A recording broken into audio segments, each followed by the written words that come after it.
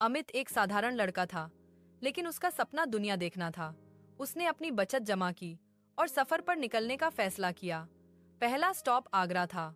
वहां ताजमहल उसका इंतजार कर रहा था। अमित ने ताज महल को देखकर आंसू महसूस किए। वह सफेद मार्बल से मोहित हो गया। उसने सोचा कि प्यार इतना गहरा भी हो सकता है। ताजमहल की समरूपता ने उसको हैरान कर दिया। उसने मौसोलियम के पास खामोशी महसूस की और उस खामोशी में एक कहानी छुपी थी। वो कहानी अमित के दिल तक पहुंच गई। उसने ताजमहल का स्केच बनाया, फिर ट्रेन से दिल्ली गया। दिल्ली की गलियां उसे बुलाती रहीं। उसने चांदनी चौक देखा, मसाले की खुशबू में खो गया। रास्ते में लोग हंसी बांट रहे थे। अमित उनके बीच अपने आप को घर जैसा महसूस करने लगा। उसने अपनी डायरी में नोट किया, दुनिया की खूबसूरती लोगों में होती है। फिर अमित चीन के लिए फ्लाइट में बैठ गया। उसके जहन में बस एक सपना था, ग्रेट वॉल ऑफ चाइना। उतरते ही उसने ठंडी हवा महसूस की। हवा में पुरानी सभ्यताओं की खुशबू थी। वो कार से ग्रेट वॉल तक गया। धीरे धीरे ऊंचे पहाड़ सामने आए और फिर ग्रेट वॉल दिखने लगी। अमित की सांसें रुक गईं। दीवार इतनी लंबी थी कि नजर ही नहीं रुकती थी। उसने सोचा कि इंसान चाहे तो कुछ भी बना सकता है।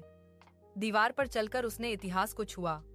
उसने हवा में दम भरते हुए तसल्ली महसूस की। उसको लगा वो वक्त के बीच चल रहा है। तुरंत उसने तस्वीरें ली, लेकिन तस्वीरें उस एहसास को कैद नहीं कर पाईं। उसने अपने दिल में एक बात लिख ली, ग्रेट वॉल एक इंसानी जाज्बे का सबूत है। चीन की दीवार देखने के बाद फिर अमित जापान गया। वहां साकुरा सीजन था। गुलाबी फूल आसमान से बारिश की तरह गिर रहे थे। उसने एक फूल हाथ में लिया। फूल की नाजुक रंगत ने अमित को छू लिया। साकुरा का मतलब होता है जिंदगी का जल्दी गुजर जाना। अमित ने भी इस बात को गहराई से महसूस किया। फिर वो माउंट फूजी देखने गया। उसने फूजी को दूर से देखा। पहाड़ बिल्कुल पेंटिंग जैसा लग रहा था। उसने अपने आप को बहुत छोटा महसूस किया। उसने सोचा कि जिंदगी के प्रॉब्लम्स भी छोटे हैं। प्रकृति हमारे दुख को सोख लेती है। फिर अमित इंडोनेशिया गया। उसने बाली के समुद्र देखे। नीला पानी धूप में चमक रहा था। लहरें अमित के पैरों से टकरा रही थीं।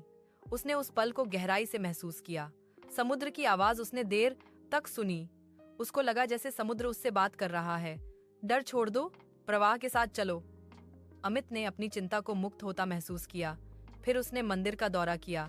उसने वहां शांति महसूस की। मंदिर की घंटियां उसके दिल तक गईं। उसने प्रार्थना की। उसने अपनी यात्रा के लिए धन्यवाद दिया। फिर अमित दुबई गया। उसने बुर्ज खलीफा देखा। आसमान को छू रही थी इमारत। अमित उसकी ऊंचाई देखकर हैरान हो गया। इंसान के सपने भी इतने ऊंचे हो सकते हैं। उसने सबसे ऊपरी मंजिल से शहर देखा। शहर बिजली की तरह चमक रहा था। उसने महसूस किया कि दुनिया कितनी जिंदा है। फिर अमित यूरोप गया। पहला स्टॉप पेरिस था। आईफिल टावर उसके सामने खड़ा था। टावर की लाइट्स उसको सपने जैसी लगी। तारों की रोशनी और टावर एक जैसे चमक रहे थे। अमित ने टावर के नीचे चाय पी। उसने देखा लोग प्यार बांट रहे हैं। उसने अपने आप को अकेला नहीं महसूस किया। प्यार हर जगह होता है।